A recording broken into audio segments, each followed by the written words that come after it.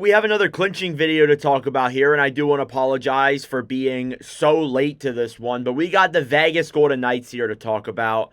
And the Golden Knights have had a season where it's been a little bit under the radar, at least in my opinion. Not enough people are talking about how good Vegas has been down the stretch, and I think that they are definitely a team that we should be watching out for. Again, everybody talks about Winnipeg, everybody talks about Washington, everybody's been talking about Dallas and Edmonton and even the Kings. But nobody's really talking about the Vegas Golden Knights and how they are going to be a really solid team in the playoffs this year. So they clinched a playoff spot a couple of days ago. They are 45, 22, and 8 for 98 points. They are fourth in the NHL with a .653 points percentage. They have scored 252 goals, have allowed 202 for a plus 50 difference.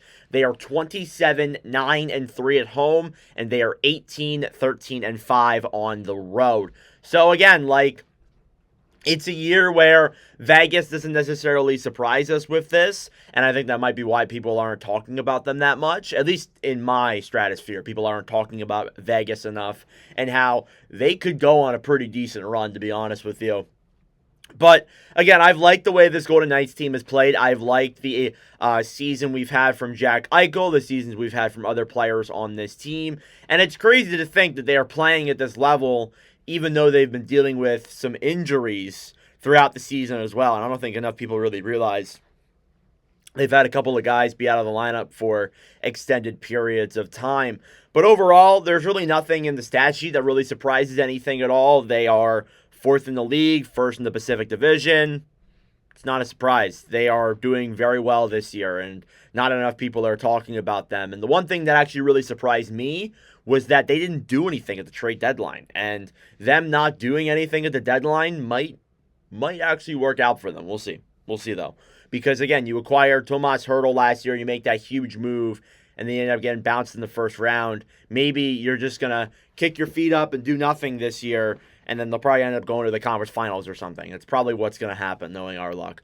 Anywho, looking at the individual scores on this team, Jack Eichel leads the way with an incredible season this year. 74 games played, 27 goals, 66 assists for 93 points. Vegas has about 6 or 7 games left, and I think that Eichel could very well reach the 100-point mark. And I don't think he's reached that in his career. I believe this is a career high of a season for him. He had some pretty good years in Buffalo, but since coming to Vegas, never really had a year where he was running away with points. Like the last couple of years, I think he had it around 70. But now he's seemingly finally starting to actually break out again. And I don't think enough people are talking about how Eichel has been with the Golden Knights this year. It's kind of flown under the radar a little bit with guys like Draisaitl and Hellebuck having great seasons. But Eichel, not really talked about enough.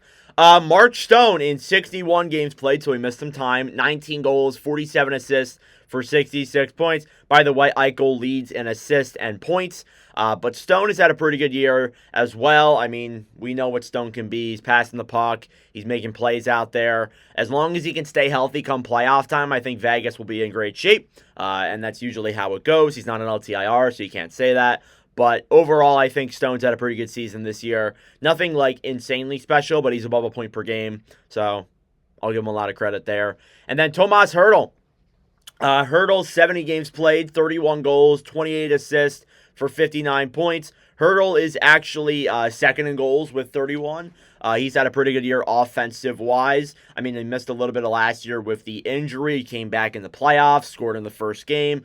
But now we're seemingly starting to notice that Hertl is really starting to pan out here and has had a pretty damn good year with the Golden Knights playing on that first line. So I've liked Hertl a lot. He's been an entertaining force out there, along with Shea Theodore, who I still think is their number one defenseman.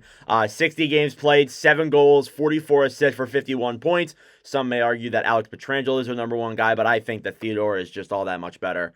I like Theodore a lot. He's been so talented throughout his entire career. He still is, even to this day, pretty damn underrated, and I don't think enough people really talk about how good Shea Theodore has been with the Golden Knights. And then here's another one for me. Pavel Dorofeyev, 75 games played, 32 goals, which is the team lead, 17 assists for 49 points. Dorofeyev really wasn't that well known a couple years ago, and comes in last year. I believe last year was his rookie season, and he had a pretty good campaign. And this year he leads the Vegas Golden Knights in goals, and that is a huge weapon that Vegas has with Dorofeyev. There is a guy who has a knack for scoring and a knack for shooting the puck, and it's just awesome the way he's playing. Like, I was a little bit surprised that when I looked at Vegas's stats, he was leading in goals. Like, you would think it'd be like Eichel or Hurdle or someone like that, but no, it's Pavel Dorofeyev who is taking the reins with that, and I just think that's so impressive, to be honest with you. Ivan Barbashev is up next then. Barbashev, 64 games played, 20 goals, 27 assists for 47 points. So one thing to notice here is that Vegas has goal scoring all down their lineup. They have guys in their top six that can score at least 20 goals a season. They have guys in their bottom six that can pop in 15, 20 goals at points. They have depth all down their lineup, which I think is the most dangerous thing about the Golden Knights. And you look at other teams, they'll have like pretty solid rosters. Other teams, like especially in their division, like LA and Edmonton, but none of them have like the goal scoring depth that Vegas has. And I think that's just really impressive with what Vegas has been able to put together with this core of players. And it's been really enjoyable. Noah Hannafin's up next then.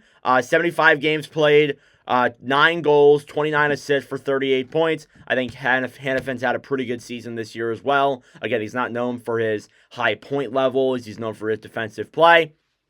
I do think his offense has kind of taken a step back a little bit, especially with, being on a new team like the Golden Knights and signing that brand new contract. But I still, even now, to this day, think that Hanifin is still a very talented and very good player. And then last but not least, Brett Howden, who is really not that well known, to be honest with you. 73 games played, 22 goals, 14 assists for 36 points.